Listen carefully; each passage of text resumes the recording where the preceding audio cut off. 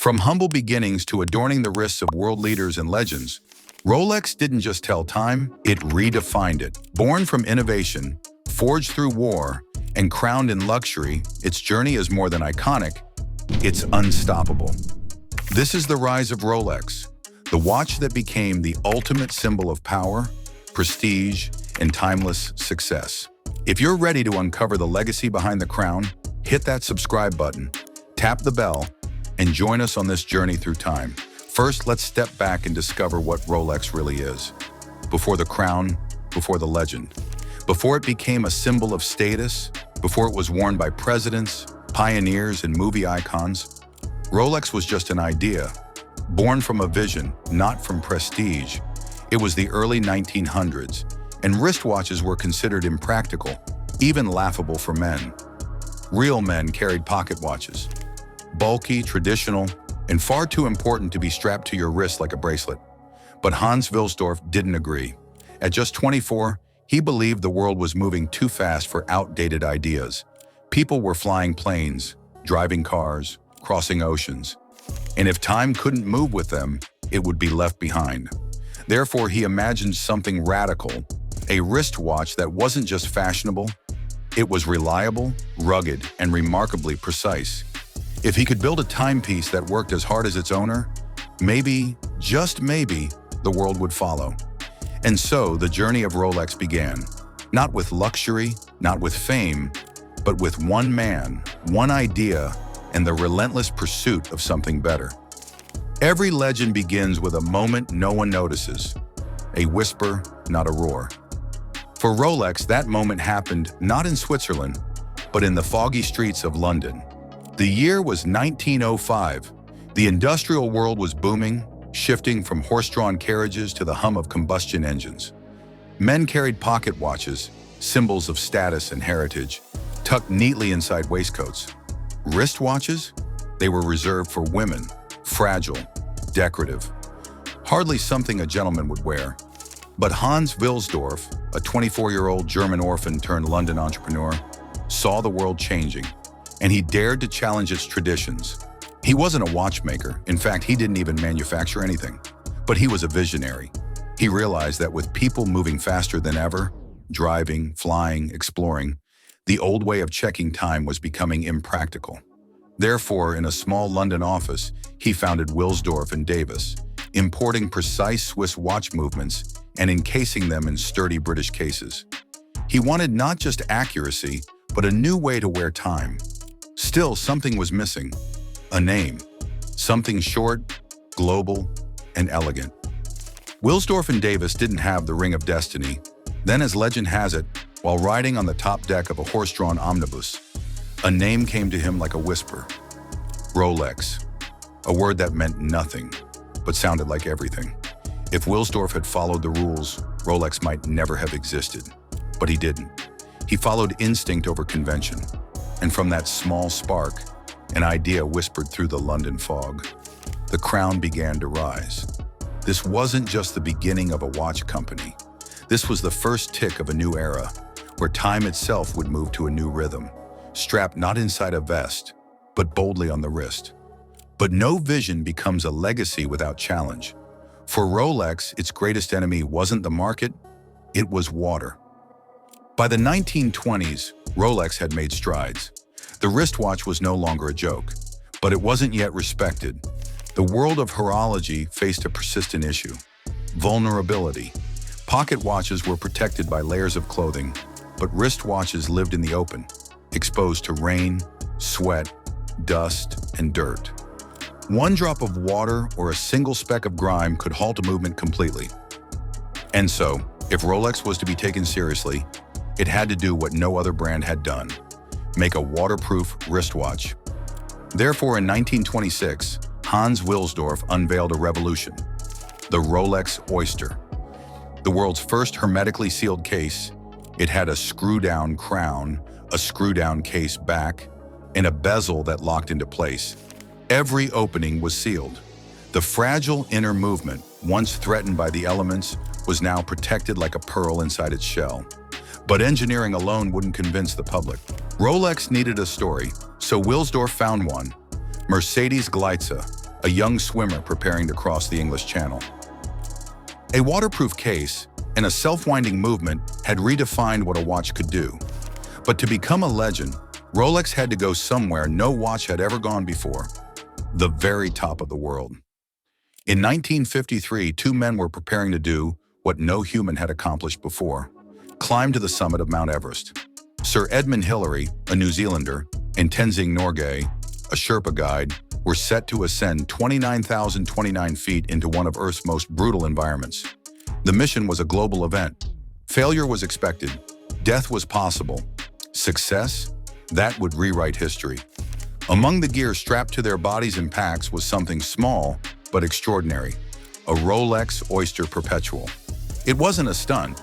It wasn't a sponsorship. Rolex didn't pay them. They simply built a watch and entrusted it to two of the bravest men alive. Temperatures dropped below -40 degrees Celsius. The air thinned to almost nothing. Snow blinded their vision, and the sheer physical exhaustion threatened to break them. If a watch could fail anywhere, this would be the place. But the Rolex didn't fail. It kept perfect time, high above the clouds with the world below them and history waiting. When Hillary and Tenzing reached the summit, the Rolex had officially become part of human achievement. No longer just a symbol of craftsmanship, it had become a symbol of endurance. Rolex would later commemorate this climb with the Explorer model, built for adventurers who chase the edge of what's possible. Had that Rolex cracked under the pressure, no one would have blamed it, but it didn't.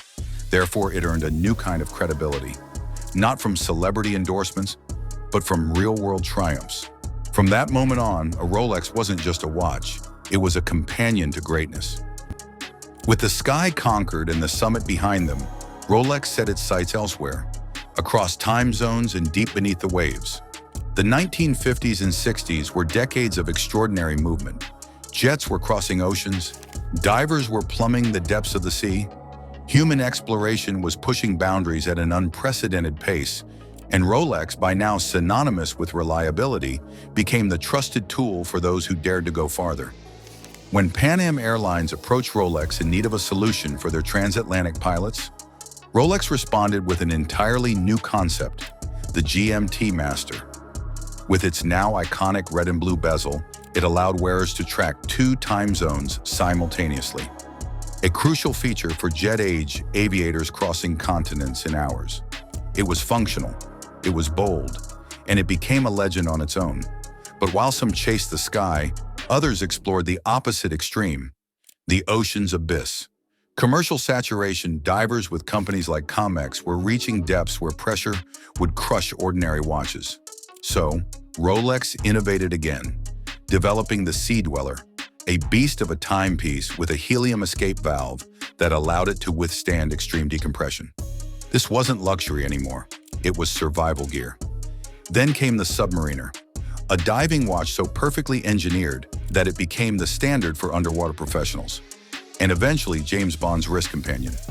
It didn't just function under pressure, it looked good doing it. If Rolex had remained only in the luxury space, it might have faded like many of its contemporaries. But because it embedded itself into real adventure, it thrived. Therefore, by the late 1960s, Rolex wasn't just trusted by climbers, it was trusted by pilots, deep-sea engineers, naval officers, and explorers of every frontier. It became clear, wherever humans went to test their limits, Rolex followed, ticking confidently in the shadows of greatness. And then something remarkable happened. Rolex stopped being just a tool for those who defied nature. It became a symbol, not just of utility, but of arrival. By the 1970s and 80s, the world had changed. The age of exploration was evolving into an age of influence. Businessmen were the new adventurers. Presidents, entertainers, and world leaders all sought a symbol, not just of wealth, but of accomplishment. And Rolex, already battle-tested in the wild, became their choice. But Rolex didn't chase this shift. It didn't alter its watches to follow trends. Instead, it doubled down on its values: precision, resilience, craftsmanship. It began producing its own materials, including smelting its own gold. It adopted 904L steel, a metal tougher and more corrosion-resistant than what any competitor used. Every dial, case, and bracelet was produced in-house, under the most obsessive standards in watchmaking. But Rolex's true genius? Controlling the supply. The most desired models, like the Daytona, the Submariner, or the Sky Dweller, couldn't be found on demand. You had to wait. You had to earn it. And that made it even more desirable. If Rolex had flooded the market, it might have become ordinary, but it didn't. Therefore, it became extraordinary. To wear a Rolex wasn't about showing off.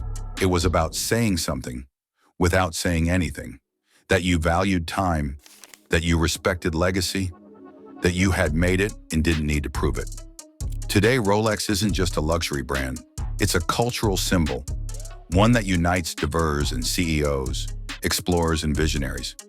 Because whether you're diving into the unknown or stepping into the boardroom, there's one watch that reigns supreme. In the end, Rolex was never just about time. It was about mastering it.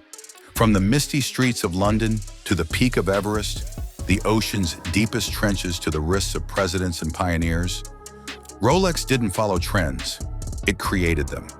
It became more than a machine. It became a mark of excellence, a quiet declaration that says, "I've earned this." Because every tick of a Rolex tells two stories, the one inside the watch and the one lived by the person wearing it. In a world that's always rushing forward, Rolex remains a symbol of something timeless.